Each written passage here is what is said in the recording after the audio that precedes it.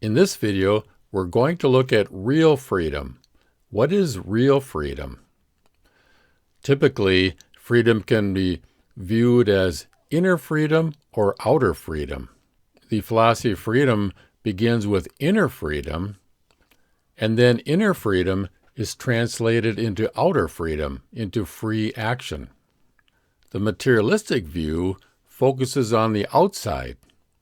It doesn't take into consideration the existence of a self, a soul, a spirit, or even an individuality.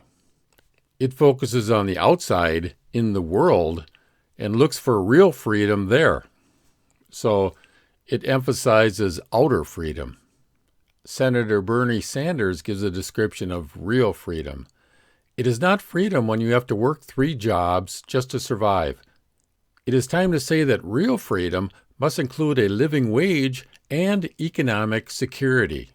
Someone on Twitter says, freedom to me looks like universal health care, free college, housing for all, quality food for all who need it, social mobility, and good-paying union jobs. Senator Elizabeth Warren says, real freedom isn't living under the thumb of giant corporations.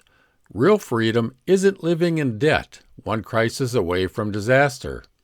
Real freedom isn't watching opportunities snatched up by the rich and powerful. Real freedom comes when everyone has the opportunity to prosper. Of course, what the politicians are saying is that you are not free, and we know you want to be free, and we can bestow that freedom upon you through our government programs. This view of freedom is found in Chapter 1 of the Philosophy of Freedom, Conscious Human Action. This chapter lists out various beliefs in freedom. This is one of them. To be free is not the ability to determine what one wants, but the ability to do what one wants. The human being cannot determine what he wants because the will is determined by the strongest motive.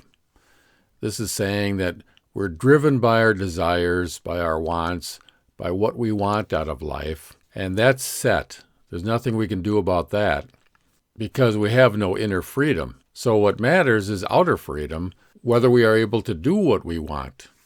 In the philosophy of freedom, which begins with inner freedom, it's about being able to determine the ideas of action.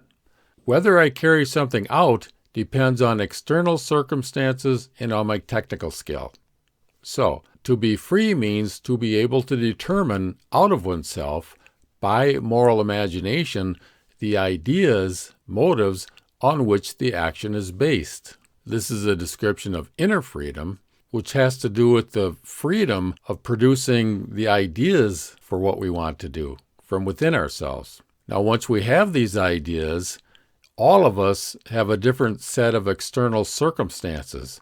We all have different opportunities. We all have different technical skills. And this will determine whether we can actually accomplish what we want.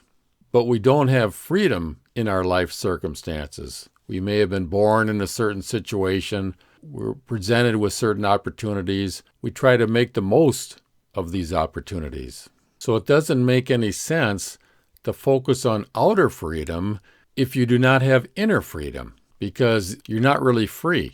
Even if you're granted opportunities, you're not really free if you don't have inner freedom. Outer freedom is only possible with inner freedom. Freedom is impossible if anything other than I myself determines my moral ideas. In other words, I am free only when I myself produce these ideas, but not when all I do is carry out the ideas that someone else has implanted in me. Now, those who want to bestow us with outer freedom are also the ones that often are implanting ideas in us to be able to control what we want. This is an indication of how strong the materialistic view permeates society. The idea that all you have to do is change a person's outer circumstances, and then you're going to change their life. Take the thought of social democracy. Change the circumstances, and a person will have better living and working conditions. That's a belief of materialism, short and deceiving. This belief is very paralyzing for every study of social life.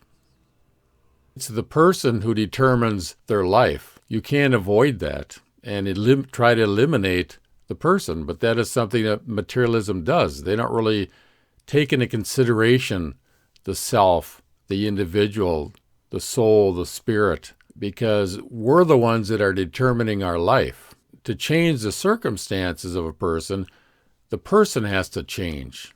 And this is an inner process of self-development.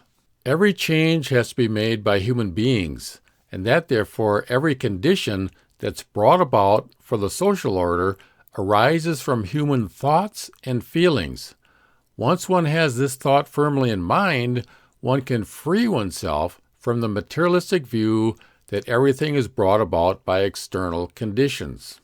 It's an individual's thoughts and feelings that determine their external conditions. It's not the other way around.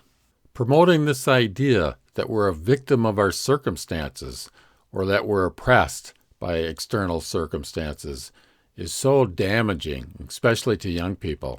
It removes their power and instead fills them with resentment or envy.